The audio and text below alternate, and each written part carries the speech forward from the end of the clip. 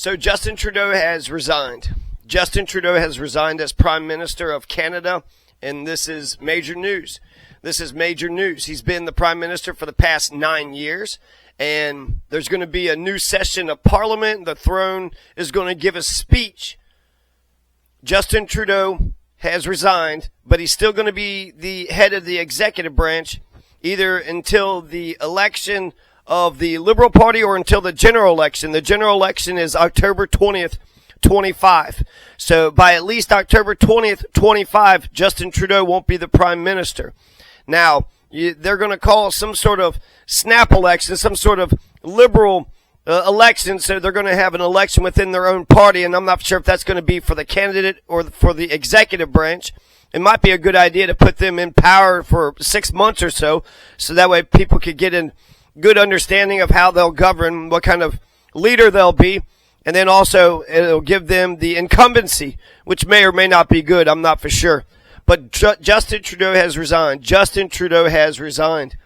Justin Trudeau has resigned. Now, Donald Trump has suggested that Canada should be the 51st state, and not by military force. He says by economic force. Or actually, he says economic force because he believes in voodoo economics. He's also suggested that Wayne Gretzky should become the new president and that the Gulf of Mexico is now the Gulf of America. So, important changes are coming to the world. Important changes are coming to the world. Well, let's get into some of the details. What kind of prime minister was Justin Trudeau? Well, I think history is going to judge Trudeau's presidency as being pretty good. He was good when it came to the Native Americans. He was a good feminist. He helped the middle class. They got $10 a day for child care. So that's helping somewhat. You got free pharmacare, so you get all the prescription pills that you need, and free dental care. And I want to say that's on top of their universal health care. So not only do they have universal health care, but they also get all the dental and the pills that they need. Justin Trudeau is good on the environment. He's not ignoring all the catastrophe that humans have wrought. To pretend that humans don't change the environment is ridiculous. At the very least, recycle, reduce, and reuse.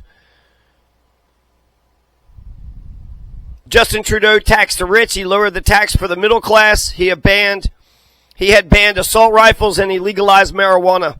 He was in power from 2015 to 2025, which is 9 to 10 years. So that's what Justin Trudeau did while he was the Prime Minister of Canada. Now, this whole idea that Canada should be the 51st state, this is just so fucking stupid and imperialist. This is so fucking stupid and imperialist. And it's whimsical. It's like whimsical imperialism. Hey, what do y'all want to do today? I don't know. You want to take over Canada? Since we're just picking random ass countries, why not take over Bolivia or Panama or Japan? How about Puerto Rico? You know Puerto Rico is American. It's one of our territories. But that's how you know America is stupid and conquering, imperialist and oppressive. The Roman Empire, when they would conquer a territory, they would turn the territories into citizens and they would become a part of the Roman Empire. So since Puerto Rico has already voted to become the 51st state, why wouldn't we make Puerto Rico the 51st state? And that's not the only colony that America has. They call them territories, but they're colonies. 5 territories: American Samoa, Guam, the Northern Mariana Islands, Puerto Rico, and the U.S. Virgin Islands are permanently inhabited unincorporated territories. So there's people on the U.S. Virgin Islands. There's people in Puerto Rico. There's people in the Northern Mariana Islands and American Samoa and Guam. Well, hell, there's 5 brand new states right there. Now, the other colonies, they're small islands and atolls and reefs with not much or few native or permanent population. Only one is classified as an incorporated territory, the Palmyra Atoll. 2 additional territories, the Baja Nuevo Bank and the Serenia Bank, are claimed by the U.S. but administered by Colombia. Historically, territories were created to administer newly acquired land and eventually attain statehood. The most recent territories to become U.S. states were Alaska in 1959 and Hawaii in 1959. In fact, all the states were territories, past the 13 colonies. All the states were, right? From Vermont to Kentucky to Iowa to California. They're all part of territories until they got their Constitution, Bill of Rights, and then they appealed to the Congress, and then they adopted them as the 51st state. So we already got at least 5 territories that could become 5 new states if we're being serious. American Samoa, Guam, the Northern Mariana Islands, Puerto Rico, and the U.S. Virgin Islands. But hell, if we were just sitting here dreaming, if we just are being whimsical about this whole shit, I mean, it would be nice to take some of these, nuclear powers. Wouldn't that be smart? If we just went ahead and took all the nuclear powers and then just made them American states, then we wouldn't have to be worried about nuclear weapons anymore because they would all be in our control. So we should take the United Kingdom, we should take France, Germany, Russia, China. And then there was also 5 dictator countries. We should take Sudan, Cameroon, Equatorial Guinea, Angola, and Zimbabwe, but they got rid of the dictator there, so I guess 4 dictator nations. Because we don't believe in dictatorship, right? We believe in a constitutional republic.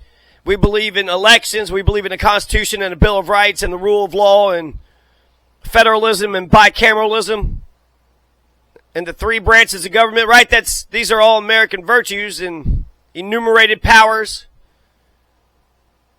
The 51st state. What the fuck? And then Wayne Gretzky. He wants Wayne Gretzky to be the fucking goddamn prime minister of Canada. Puerto Rico voted to be a state of America. But I guess we're voting no. We're just being a bunch of racist, piece of shit imperialist. When Donald said that Canada should become the 51st state, Trudeau said that there wasn't a snowball's chance in hell that would happen. And actually, history's kind of indicated that you had the War of 1812, right? So if we did try to militarily take Canada over, we tried that with the War of 1812. And the Canadians had the British sovereign behind them, which they kind of do today, and I'll get into that too. But the Canadians, the British, they burnt down our fucking White House. They came back and they burnt down our fucking White House. They also burnt down the presidential mansion. They also burnt down the U.S. Capitol and the Navy Yard. President James Madison, the father of the Constitution, he had to flee. He had to run away.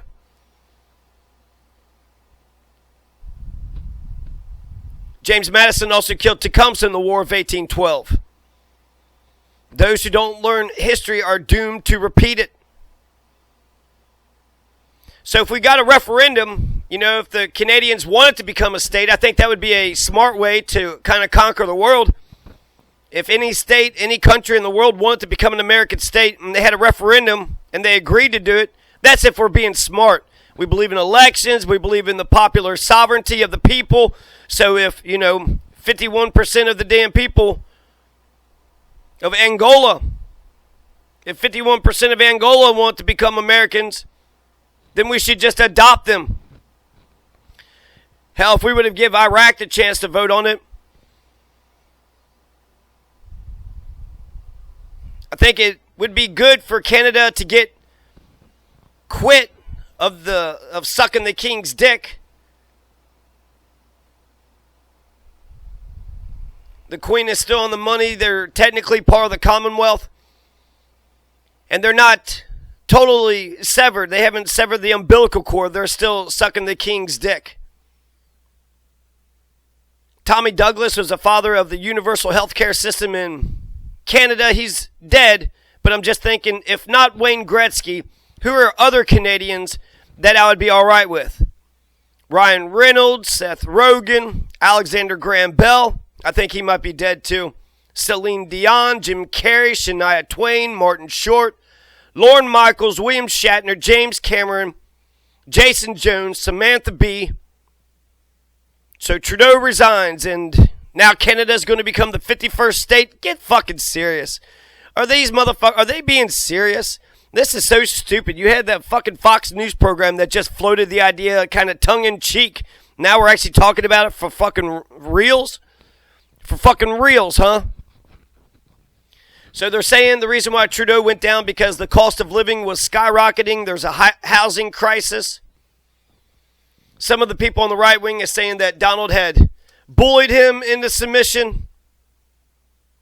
But even the conservative Canadian is more liberal than the liberals in America, so I'm not for sure if the maggots know that.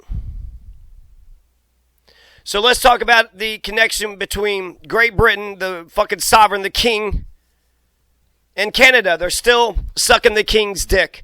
Now, not directly. So you got a president, you got a prime minister. When the president calls for elections, then the prime minister has to quit. And then they can dissolve the parliament at any time. It's in the Constitution that they got to have elections every 5 years. But the elections can happen at any time, any point in time. And so in some respects, the prime minister always has to be on their toes. But here in America, even if we don't have any confidence in our government, if they just got elected, we're going to give them a whole 4 years. Fuck it. Give them 4 years, but we don't have any confidence in them. But they got elected. They got elected with, 3% of the vote. There was that one judge that got beat in the election, the Steve Yekel, I want to say in Georgia. He's going to end up shooting himself. He was going to say that he doesn't submit to the election because there wasn't a majority of the people. And there is something to that. So the connection of Canada with the king is this. The king appoints the governor general. The king appoints the governor general. And then the governor general grants the royal assent, which is kind of a reverse veto. Essentially, they just put a double stamp of approval. They rubber stamp. They just say, whenever Parliament passes something, and the Prime Minister, President, when the government passes something, then the Governor General, whom the King appointed, grants the royal assent. He gives it the A-OK. He puts the royal stamp of approval on it. Now, even though they've actually never said no, if the Governor General doesn't approve of the legislation, if they don't assent, then the new legislation doesn't get passed. So to assent or not dissent, or to defer the king's judgment or delay, assent or not assent, is not exactly the question. It's assent or not assent or delay. Delay, deny, depose, no. Delay, assent or no assent. Now, it's highly unusual if they don't assent. It's never been done. Some lower level person had not assented, and then the Constitutional Supreme Court of Canada upheld it.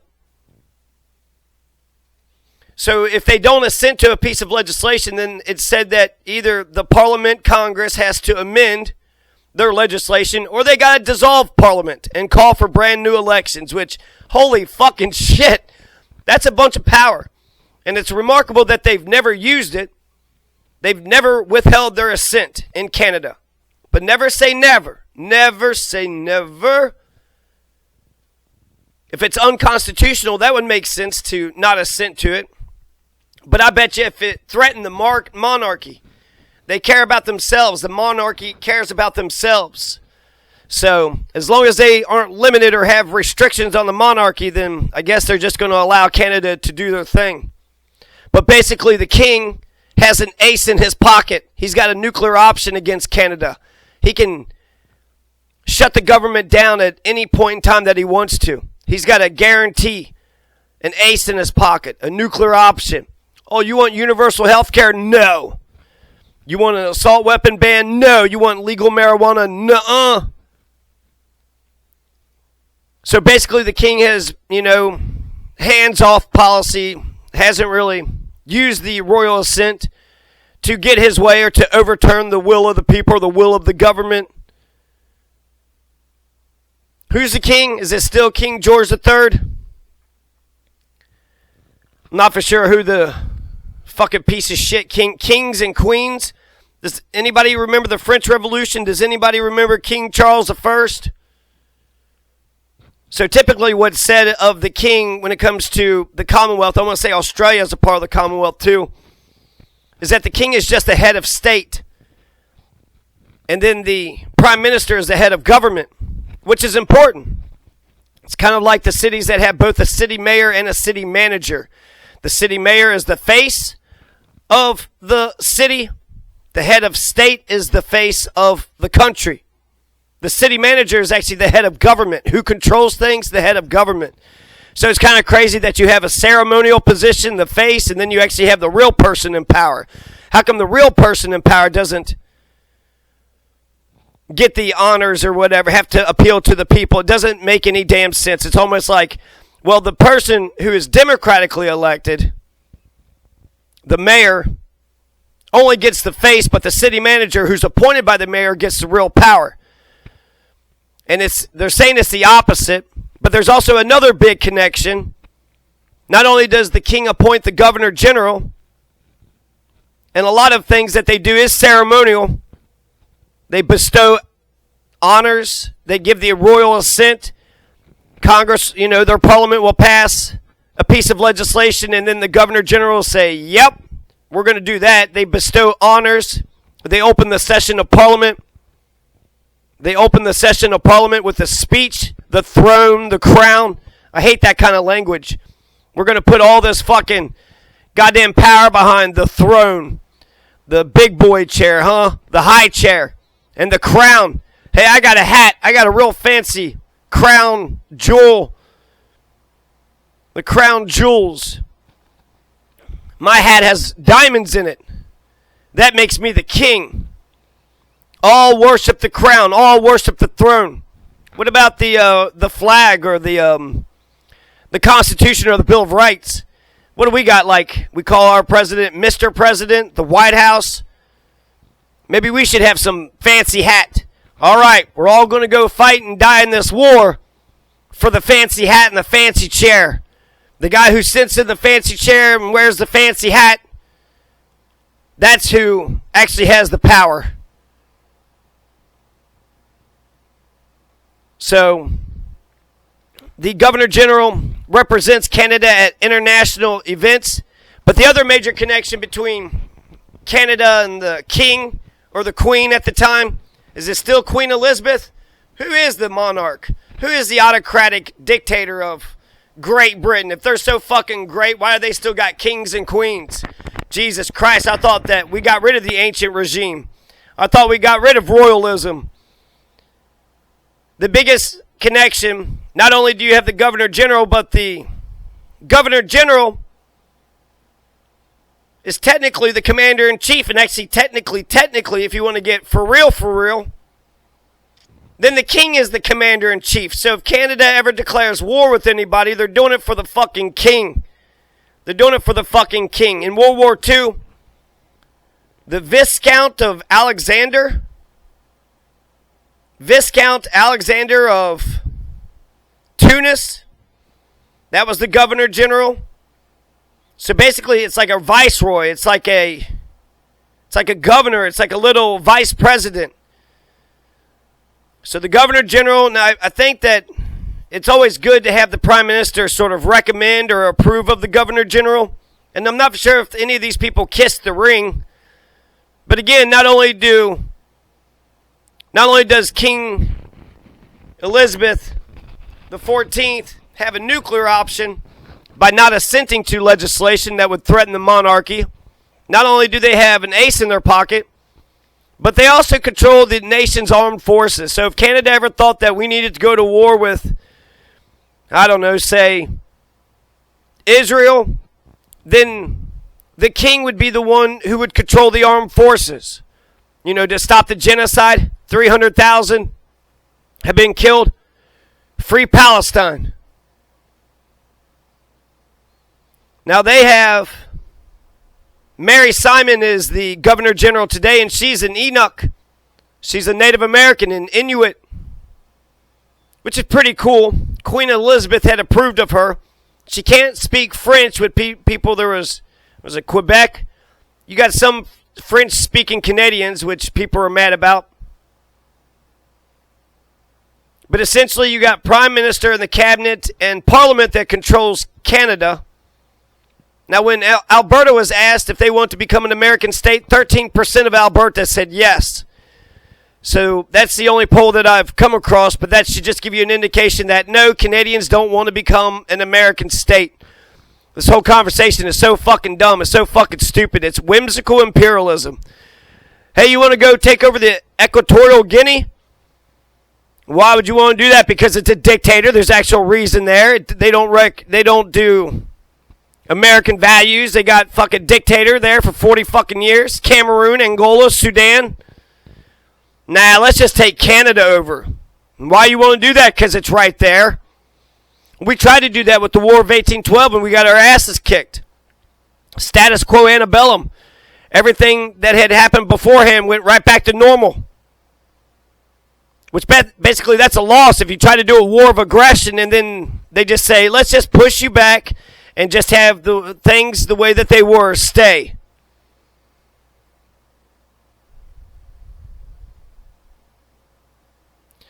So Canada does need to get quit of their damn monarch or their autocrat, their dictatorship. They need to get quit of their ancient regime.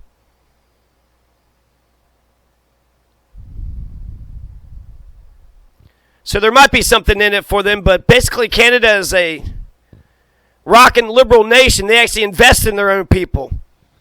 They actually got universal health care, so they care about the people's lives there. And free pharmacare and free dental care. You walk into the hospital and you walk into the dentist office, you walk into the pharmacy, you get your medicine, you get your care. You get the caps that you need.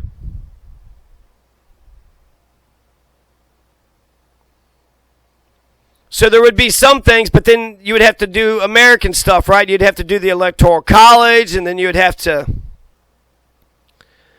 I don't know, be born in America. There's no real civics test, not unless you're an immigrant. But I think it'd be wise for Canada to resist a military takeover, an attempted military takeover. Economic force, I don't know if he's going to use his voodoo economics or his tariffs in order to take Canada. I'm not sure how great Martin Short would be. But I think Jim Carrey and Seth Rogen and Ryan Reynolds, they would be pretty good prime ministers. But they already made their money in the private market. Why would they want that public attention? They don't want that shit. They just want to be oligarchs. They just want to be plutocrats. Let them make their money on their side. Shit. So that's big news. Justin Trudeau has resigned. Justin Trudeau has resigned as the Prime Minister of Canada. Donald Trump is talking stupid about trying to turn Canada into the 51st state. A lot of commentators, experts are saying nobody's taking any of this serious.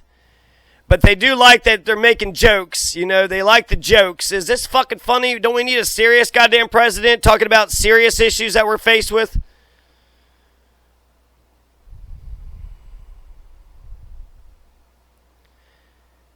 Ultimately, if the king wants to quash a piece of legislation, then he could do it with the governor general by them not granting a royal assent. He could also send Canada's armed forces wherever he wants to go, but he's never really used his dictatorial power like that. But since he's still around, he's still hovering around, he's still hovering in the lobby. The moment that Canada goes to war, he'll be there. I want to say the Prime Minister is not the Commander-in-Chief, which is a big difference for America and Canada. And maybe that's a good thing or a bad thing, I don't know.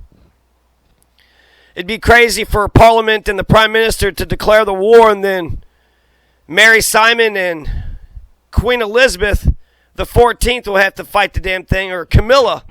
Isn't it Camilla? Let's see, who is it Queen Camilla now? So anywhere we go that Queen Camilla wants to take us.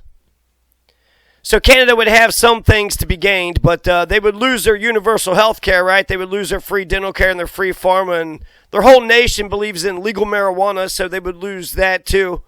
The environment would go to shit. The rich would have less taxes, but the middle class would be taxed Native Americans and feminists and gun rights activists, they'll be pushed back a generation or two. So new elections coming up in Canada for October 20th, 2025. If you hear a bunch of chatter or talk about Canada, that's what they're talking about. There's going to be whatever the Liberal Party or the Conservative Party, they're going to have their primaries, I would presume. And then they just go with majority takes all. And then after the Liberals and the Conservatives pick their candidate, then they'll have a general election October 20th, 2025.